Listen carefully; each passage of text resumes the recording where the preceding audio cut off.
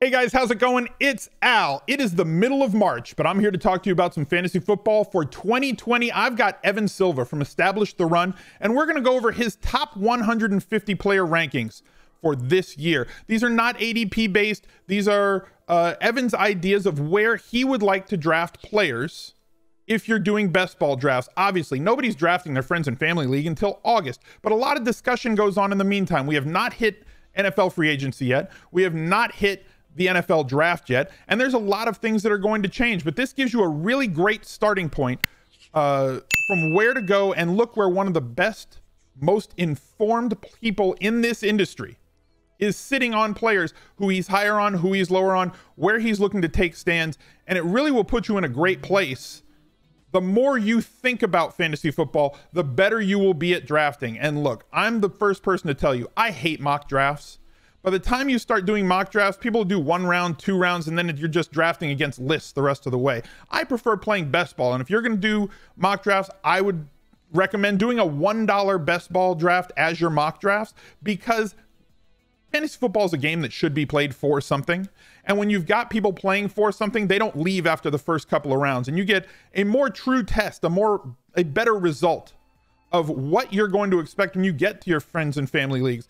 So for me, I play best ball because I really like it. I play 50 to 100 drafts a year, and I rely on Evan's top 150 to help guide where my players should fall when I'm making my lists of where to draft players. And some of his stands work out, and some of his stands don't. And it's very important to look at where we had mistakes from previous years. I know where my mistakes were. I'm going to talk to Evan about where maybe some of his mistakes were last year, and what he is really excited about this year, because his hits last year were really, really, really big and really diminished the players that he might have felt he made a mistake on. Because looking at those hits from last year, guys like Tyler Lockett, where he had a massive stand, guys like Lamar Jackson, who he was taking a massive stand on, versus the rest of the industry and the rest of the drafters that were out there, really made a difference. So Evan, want to bring you in here. How you doing today, big man?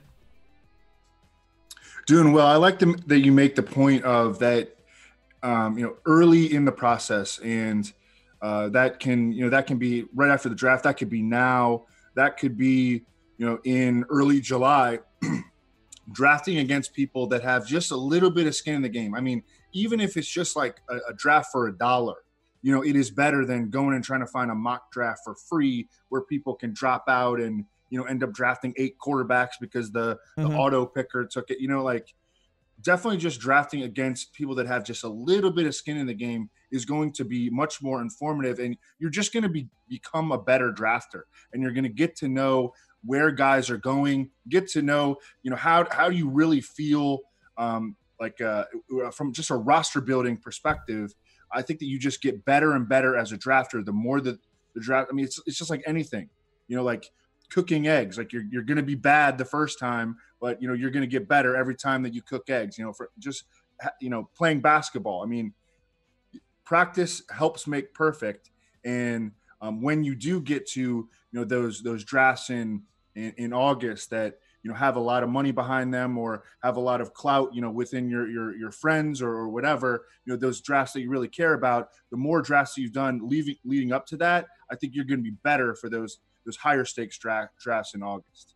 I think that's a great point. I have something though, because I'm working in conjunction with Evan here and with Establish the Run. We are giving away a free draft kit that right now Evan's top 150 is free for you to view. Definitely go over to establishtheRun.com. Go check out his top 150, look through it. But as the draft season moves along, after the actual NFL draft, they're going to be releasing their stuff, and all of Evan's things are going to be behind that ETR paywall. We're going to give away one of Evan's draft kits for free. You have to go follow me on Instagram. In the pinned comment down below this YouTube video, there is going to be a link to my Instagram. There will be a post that looks just like this screen to my left here that asks you one question. The trivia question that you have to answer correctly. Since the year 2000, which quarterback posted the highest touchdown percentage in a single season with a minimum of 200 attempts? Now, I'm not going to tell you who it is.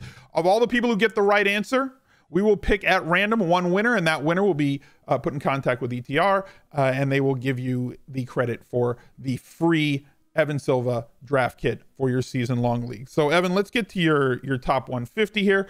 there's a few things. First of all, just go to Establish the Run right here, 2020 NFL. They've got their podcast. They also have their top 150. And if you go check out their YouTube channel, they're posting all their podcasts on the YouTube channel. Go give them a follow, a subscribe, ring the notifications bell for them as well over there. Your cover boy right here is Mr. Calvin Ridley. I know that you and Adam talked about what you feel about Calvin Ridley, but I think it's a great place to start today. So talk to me about why Calvin Ridley, because the quick look, if you look at the first couple of rounds, the top 24 players, because I usually play in 12-team leagues, Calvin Ridley is a big standout. He is your wide receiver 8. And overall, what do you have him at, 19 or 21? He's in the top 21. 2 rounds. Yeah? And Julio Jones is your wide receiver 5. Talk me through the process of Calvin Ridley being that highly rated. I'm not saying incorrectly. I agree with it because of the offense and maybe players that might be leaving. So talk to me a little bit about Calvin Ridley and why you placed him that high in your ranks. So Adam and I had a little bit of a disagreement on Calvin Ridley last year. I think I had him around wide receiver 25. And I think that, and Adam wanted him a little bit higher, and his reasoning was good. I mean, Adam is, he always leans toward the younger players. The Falcons were playing like 13 of 16 games indoors last year. My concerns were that he was just going to have, games where he got kind of lost in the shuffle between Julio and Austin Hooper and, Mohamed Sanu, and Devonta Freeman was coming back. And I think that neither of us were wrong at the end of the day. I think that Calvin Ridley did have some really big weeks, and he also had weeks where he got lost in the shuffle. So this year, I think that it's going to be harder for him to be lost in the shuffle. And I think that Adam was maybe a year early on him, really having a monster year, because I think that that's going to be coming in 2020. Austin Hooper, it looks like the Falcons are not going to be able to re-sign him. He wants over $10 million per year. He's been connected. Hunter Henry is going to get the franchise tag at the top of the free agent tight end market. If you just look at the top of the free agent tight end market, it's Austin Hooper and Hunter Henry. And it looks like Hunter Henry is going to get the franchise tag, and Austin Hooper is not. So as we do this, before free agency, before the franchise tag deadline was moved back to Monday. So we're going to get some franchise tags over the weekend for sure. But Austin Hooper is going to be highly sought after, and I think is probably not going to return to Atlanta unless they do make a surprising decision to franchise tag him, which, we that's why we're doing this, before free agency in the draft. We have to do some guesswork. Mohamed Sanu is gone.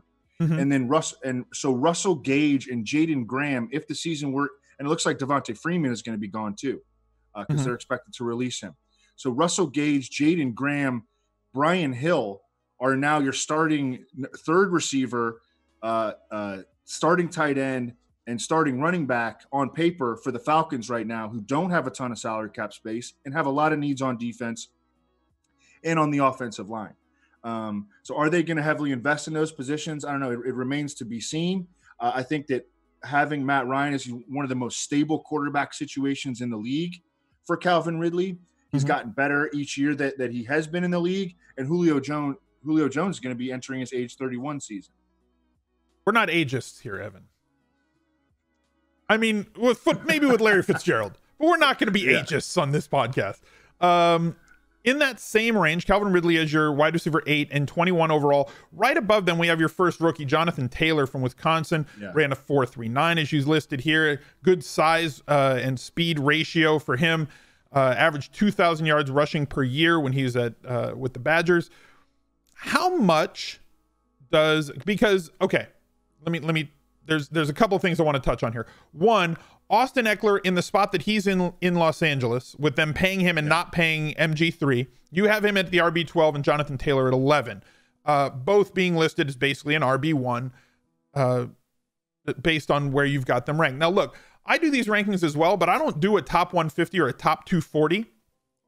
For the ESPN ranking summit that happens the week after the draft, I have to go through and do my top 30 quarterbacks, top 70 running backs, top 70 wide receivers, as well as my top 30 tight ends.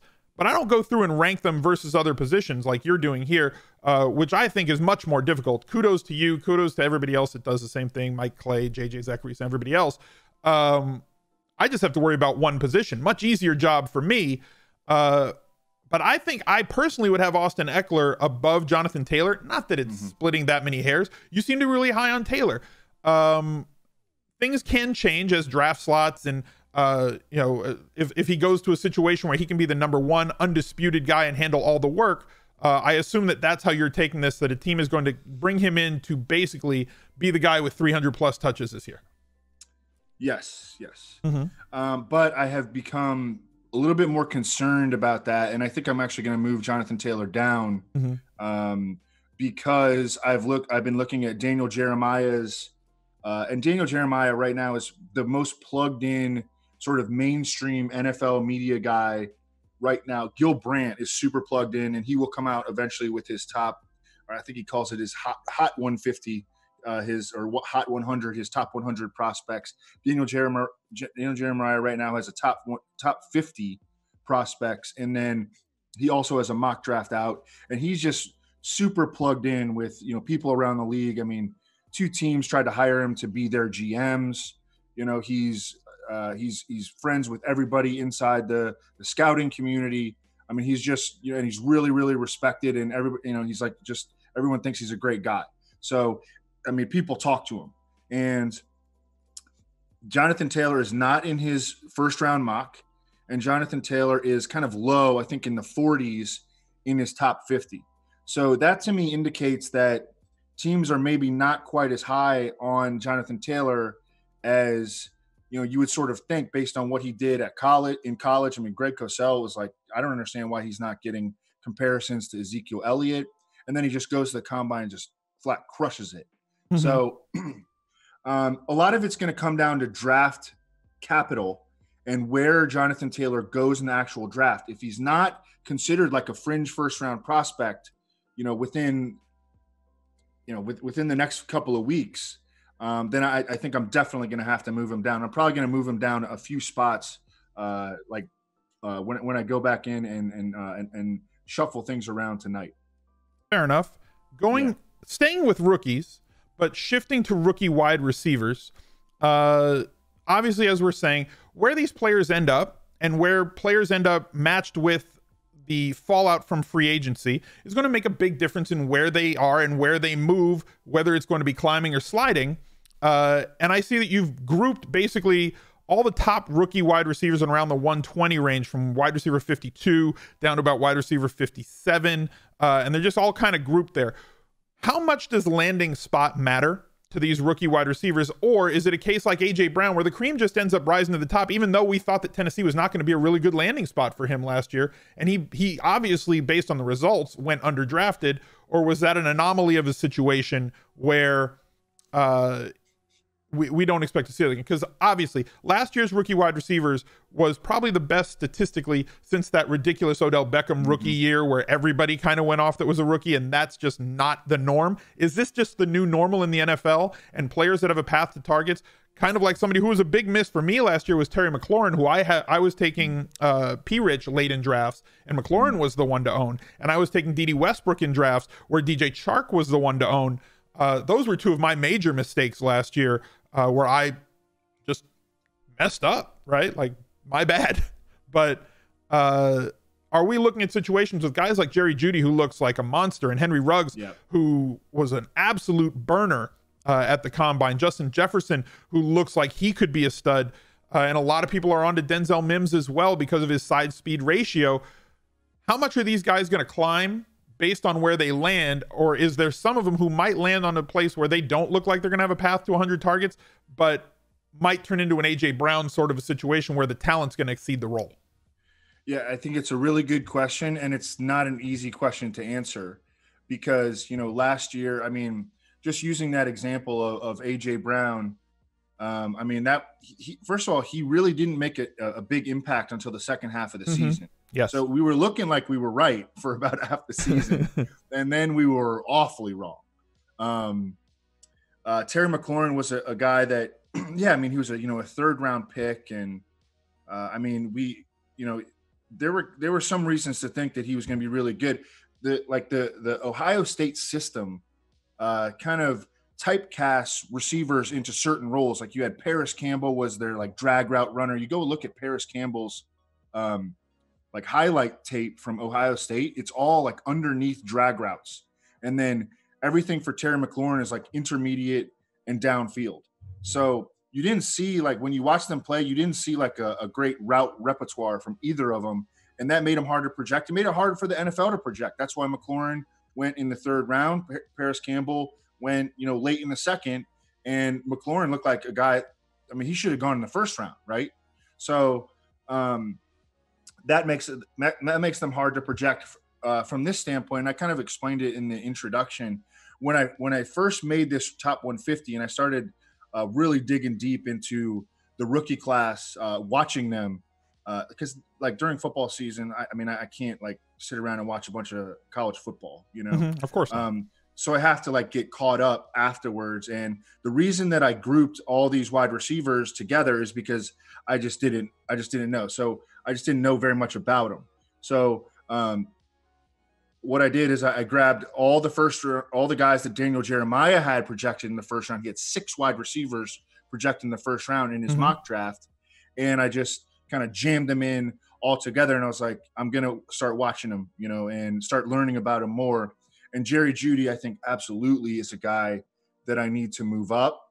And I just started doing this within the last 3 days. CeeDee Lamb looks like a guy who's like a virtual lock to go within the first 16 picks of the draft. Henry Ruggs, I think that there are some like, scouting and football guy types that think he's the wide receiver 1 overall in the draft. His skill set might not lend itself to being a super high volume guy in the NFL, but I think that he is a guy that is going to have big games. I mean, the easiest comparison for him is Tyreek Hill. He's not like a finesse deep threat. He's like really tough. And he's an explosive leaper, as we've seen, obviously, from all those the basketball highlights of him. Justin Jefferson, he reminds me a lot of Michael Thomas. I mean, he's got pretty good size. He's not necessarily a burner. I know he did run well at the combine. You don't really see that when he's playing, but man, he was unbelievably productive and just dominated in the slot. And Michael Thomas does so much of his damage in the slot. So they kind of remind me of each other. And then Denzel Mims, I watched a bunch of the other day. I mean, he's got a little AJ Green, a little Kenny Galladay to him, and he's going to be an excite. But yeah, I mean, landing spots are definitely going to have an impact on where these guys are slotted. But until we get those, and we're not going to get those for another month and a half, I'm just going to be trying to project where in the draft, where their draft capital is ultimately going to land, and then allowing that to dictate where they end up in the top 150. Yeah, and I think that's important. It's just something that I wanted to touch on because, I mean, obviously it's a really tough answer because we don't have all the information yet, right? Poker's a game where you play it, and the first person that has to play is under the gun, and they don't have the information. The person's on the button has the biggest advantage because they have so many other people's information from around the table before they have to act. So we're obviously under the gun here with this top 150. I'm not holding your feet to the fire on any of these guys. I think that's good process to just say, look, this is where I think the rookies are, and we'll adjust after the draft. And that's kind of important because landing spot does matter. But there's guys that are going to rise and fall throughout the summer. Obviously, where we're sitting right now with COVID-19 and everything else, a lot of things are going to be shut down early. We're not going to see a lot more workouts. We might see mini camps delayed, but that's later in the summer. But as things go along, players will rise based on free agency or the draft, or they'll fall based on free agency or the draft, or off-season workouts, or coach speak, or anything else. Are there any players that you're kind of looking at that could be possible fallers as the season or the off season moves along, the spring and summer moves along, or guys that you think, you know what, if things fall right, this guy could be a possible riser? Guys that I think could be possible fallers. Kenyon Drake, if he lands in a spot where he's not going to get as much work as he got second half of the season when he absolutely shined for Arizona. Julian Edelman, if Tom Brady leaves, might be a guy who's going to fall. You've got him as your wide receiver 27, or guys that could possibly rise. The Jags offense doesn't look like, or they're saying that they don't want to run it or be as run heavy. They want to challenge down the field a little bit more. Do their wide receivers look like somebody who might even take a bit of a jump higher? Chark is pretty high on your list. Do you think that he could move higher if they look like a team that's really going to throw it a lot more this year? Yeah, definitely all the free agents, and a guy like Robbie Anderson. I would actually like to see him go back to the Jets, because I think that he can be the clear, pretty clear number one there. And I mean, he's shown a lot of chemistry with Sam Darnold over the past 2 years. I think he was a little bit disappointing, but just everyone in the Jets was disappointing last year. Blame Mono. Yeah, right. Or Adam Gase. Yeah, one or the other. They had two diseases they were fighting last year. Right. Melvin Gordon, of course, where does he land? All the free agents. I think Austin Eckler, and we talked about him a lot on our on the Establish the Run podcast this past week. I like him a lot going into this season. See, I like him a lot too, but how many passes is he going to catch if Tyrod Taylor is his quarterback, even for like the first 4 weeks? Yeah, I mean that's a big concern. He's not. There's been some talk of Tom Brady. I think that could save him. I think that he could still be a 80-plus catch running back if Tom Brady goes to play for the Chargers. I don't think that that's likely. I think that the likeliest scenario is Tom Brady going back to New England, actually. Interesting. But I think that Austin Eckler is the style of quarterbacking for the Chargers is very important for him. I think that, running backs that could get damaged by the draft potentially, I think Damian Williams for sure could get damaged by the draft. I think that a guy like Marlon Mack could even be at risk. James Conner even. Both in your RB17, RB18 range. Right. Darren Waller, if the Raiders do part with, Derek Carr is the perfect quarterback for Darren Waller. Just loves to throw. Darren Waller didn't have a high ADOT last year. He ran a lot of routes close to the line of scrimmage. That's where Derek Carr likes to throw the football. You even saw Hunter Renfrow have some big games at the end of the season. He fits really well with Derek Carr. But those are just some guys off the top of my head that could be really affected by the draft. Julian Edelman, as you pointed out, and I'm glad that you pointed him out. I kept wanting him to put him lower, every time that I kind of looked at it, because I was like, man, first of all, he's old and his body is starting to break down. I think potentially he's going to be 34 years old, but in the 30 to 40% chance that Tom Brady leaves, it could become a disaster situation for Julian Edelman. And you have N'Keal Harry. He's going to be more productive than he was last year. They can't get any worse than they were at the tight end position. Mohamed Sanu is going to be healthy and back, and he kind of runs routes in the same, vicinity of the field that does Julian Edelman. So he's kind of a scary draft pick right now. And exactly. I totally agree with you. And like I said, you take stands in your top 150. Whether that stand is going to have you end up with a high allocation in your portfolio of drafts of that player, or a lower allocation of that player, because if you've got a player ranked at 70 but his ADP is 40, you're never ending up with him. If you've got Calvin Ridley where you have him ranked, which is right now currently way ahead of ADP, you're going to end up with a lot of Calvin Ridley. And that's the way that you particularly want to play it. You want to be really heavy on the guys that you have a big interest and big belief in. And you, like me, don't like taking quarterbacks early, and you have Lamar Jackson and Patrick Mahomes, and I'm sure that people are going to want to get into Patrick Mahomes or Lamar Jackson or Patrick Mahomes, and that's a discussion that you and I can have on another video in a few weeks when we talk about maybe your top 5 QBs on the season. Not that quarterbacks don't matter in fantasy, but draft capital matters more. And with wide receiver and tight end being as deep as they are this year, maybe the deepest in years. I'm looking at this range. You've got Christian Kirk as the wide receiver 34. AJ Green is the wide receiver 35. These are going to be highly productive wide receivers this year. And they're low end wide receiver 3s. Wide receiver is so deep, and tight end is so deep, way deeper than it's ever been before. The tight end 10, 11, 12 can be guys that catch 6, 7 balls a game with a touchdown and possibly 60 or 70 yards.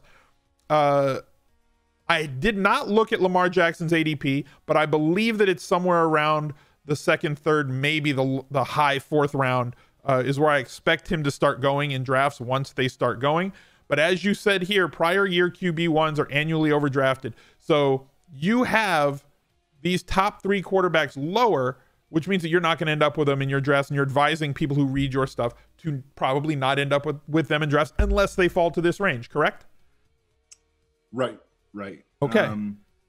So who would be some quarterbacks that are in the 10 plus range who stand out to you? Last year you were all over Lamar Jackson in that, quarterback 12 to quarterback 14 range, and where he was being drafted with the high upside. To me, guys that stand out on your top 150 are Cam Newton as the QB 13, who in a full season is basically always lived in the top 5 of QBs, now has great weapons around him. Obviously CMC, Curtis Samuel is going to be a big downfield threat, as he was this year, but he was constantly missed more than any other wide receiver on deep throws with air yards of over 15. And DJ Moore being the stud that he is and as highly ranked as we have him, and Daniel Jones, who showed the ability to not just use his arm and have big games, but also contribute with his legs. Yeah, I like Daniel Jones a lot as a draft pick entering 2020. There are 3 offenses that I think are in really good, like, buy low position. And one of them is actually the Cardinals, but I feel like people are already on to the Cardinals because Kyler Murray's ADP is like around quarterback 7. And, people are not afraid to take Christian Kirk. And, I think that people are even drafting Kenyon Drake pretty aggressively. Like, they think that he's going to be back with Arizona, which I'm not so sure about that. But, I think Arizona is going to have to maybe get rid of David Johnson. And that's going to take some contract restructuring and some creativity to get him off because he's because of his contract situation right now. And they do have Chase Edmonds, who performed admirably when he got an opportunity this past year. But so let's talk more about the Giants. And I think that they are one of the best buy low offenses right now. Daniel Jones just showed a monster ceiling. He had 4 weeks where he was a top 3 fantasy quarterback on the week. He can run. Darius Slayton, I thought that their one missing piece from last year or entering last year. I mean, one of their biggest missing piece last year was a guy who could, kind of take the top off and be a lid lifter on the outside for them. And Darius Slayton can do that. He ran 4.39 coming out of Auburn. And man, he put together some big weeks last year. They've got the 2 underneath guys in Golden Tate, and Sterling Shepard played outside pretty well when he was healthy.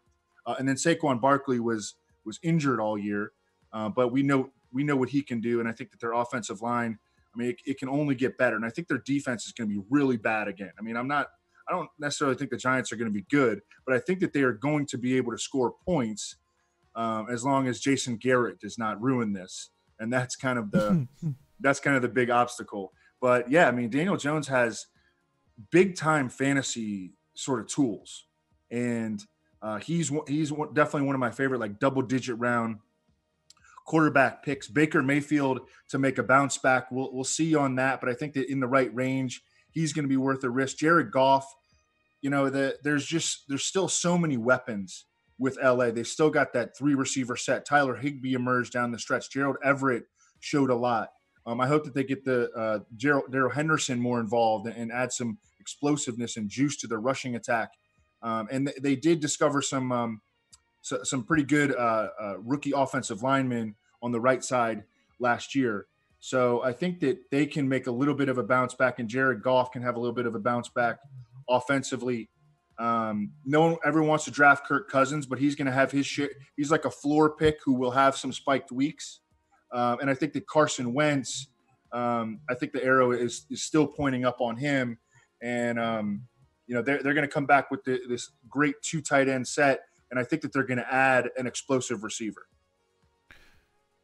Evan, that's a whole lot of information. I appreciate you coming on the show today. I'm going to have Evan come back a bunch of times this offseason. We're going to talk about a whole variety of topics, from free agent landing spots to big winners from the NFL draft in terms of rookies, top 5 running backs, top 5 positional players, guys that you need to avoid, guys that you need to attack versus ADP. Evan, thank you for coming on the show. I've been dying to work with you for the last 6-7 years. We're finally both in a spot where we can work together. I'm really excited to keep doing some shows. Why don't you tell everybody where they can find you, as if people don't know where to find you, but definitely give them a shout and plug yourself, please. Yeah, thanks so much for having me, Al. And yeah, let's do this again soon. Yeah, definitely. So go follow Evan on Twitter at Evan Silva. Be sure that you go check out establishtheRun.com as well as their YouTube channel. There will be a little card up there that you can just kind of click on and go drop them a subscribe. All of their podcasts with him and Adam Levitan are going to be available on that YouTube channel. So definitely go check them out. That's going to do it for this video, guys. Appreciate you hanging out. Drop a like on this video, subscribe to the channel. Make sure you ring that notifications bell, as we're going to have a ton of fantasy football content for your season-long leagues and best ball throughout the off season. So until that next time, I'll catch you later. Bye. He's a legend.